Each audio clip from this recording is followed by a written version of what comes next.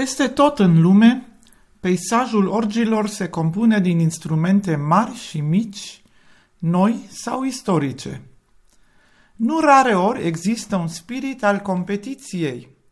Orga noastră este cea mai mare, cea mai frumoasă sau, de ce nu, cea mai veche din toată Transilvania. Azi vă propunem o vizită la cel mai mare, în același timp cu siguranță și cel mai vechi instrument din țară, orga mare din masivul Piatra Craiului. Urcușul spre această minune a naturii te costă ceva energie. Pornind de la drumul dinspre Zărnești spre Plaiul Foii, înainte de schitul Colții Chiliei, ne aprovizionăm cu apă de la singurul izvor de pe traseu. Urcușul propriu-zis începe după schit. Pe o potecă îngustă ne apropiem încet de lumea stâncilor și a prăpastiilor. Liziera de lângă refugiul Diana oferă loc de odihnă pentru cei fără rău de înălțime și o priveliște impresionantă către Plaiul Foii. Ultima parte a drumului, pe sub pereți de calcar, prin grohotiș, trecând chiar printr-un loc asigurat cu lanț, ne apropie de instrumentul mult așteptat. De aici pornește padina închisă, iar noi rămânem cu ochii fixați la impunătoarea orgă de piatră ce se înalță sute de metri dincolo de o prăpastie. Acustica e minunată. Stâncile reflectă orice zgomot, vorbă sau cânt. Urechea percepe ecoul țipetelor și al strigătelor copiilor. Un grup de iubitori ai muzicii, în același timp și turiști experimentați, așa cum îi găsești mai ales printre brașoveni, formează spontan un cor la 4 voci. Orga mare stă și ascultă.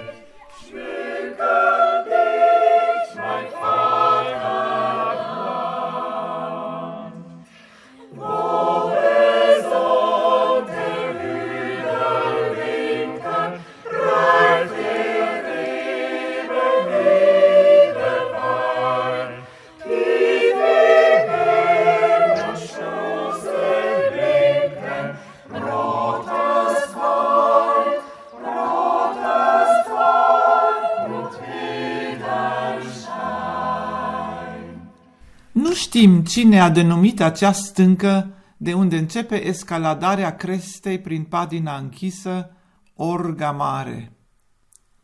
Oare a cunoscut el sau ea marea orgă Buchholz din Biserica Neagră a Brașovului? A fost cuprins de acel fior de nedescris care te străbate auzind sunetele grave, parcă venite dintr-altă lume, ale tuburilor acelei fațade?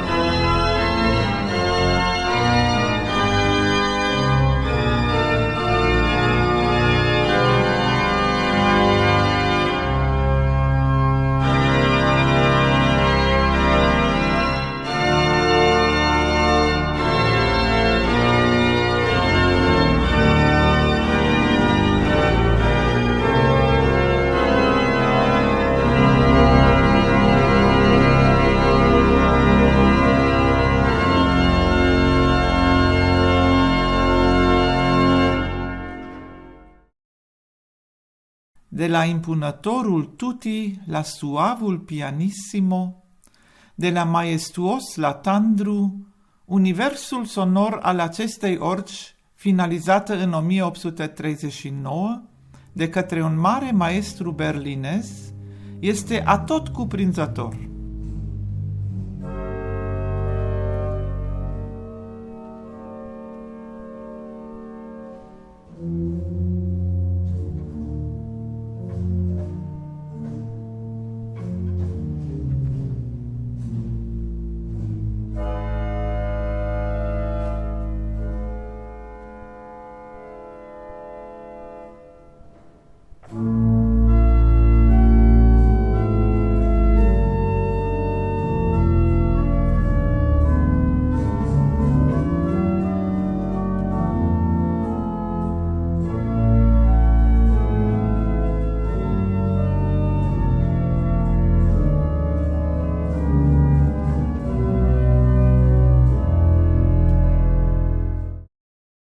Două mari orci, aflate la mică distanță una de cealaltă, fără să existe vreo concurență între ele, vă invită să le cunoașteți, să vă lăsați cuprinși de mesajul lor.